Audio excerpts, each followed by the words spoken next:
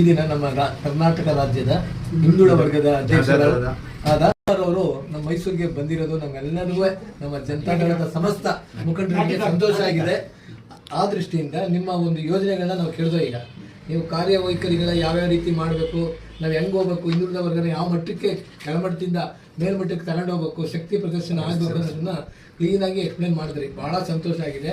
ಈ ಒಂದು ಮಾರ್ಗದರ್ಶನ ನಮ್ಮ ಮೈಸೂರು ನಗರಕ್ಕೆ ಈ ಮುಂದೆ ಬರೋ ಹಿಂದುಳಿದ ವರ್ಗದ ಮುಖಂಡರುಗಳಿಗೆ ಒಂದು ಶಕ್ತಿ ಬರಲಿ, ಮತ್ತೆ ನಿಮಗೆ ಸಂಘಟನೆಗೆ ಅನುಕೂಲ ಮಾಡಲಿ ಅಂತ ನಾವು ಮೈಸೂರಿನ ಚಾಮುಂಡಮ್ಮನಿಗೆ ಪ್ರೇಯರ್ ಮಾಡ್ಕೊಂಡು ನಿಮ್ಮೆಲ್ಲ ವಿಷಯಕ್ಕೂ ತಾಯಿ ಆಶೀರ್ವಾದ ಇರಲಿ. ನಿಮಗೆ ಆಯಸ್ಸು, ಆರೋಗ್ಯ, ಸಿರಿ, ಸಂಪತ್ತು ಹೆಚ್ಚಾಗಿ ಕೊಡಲಿ ಸರ್.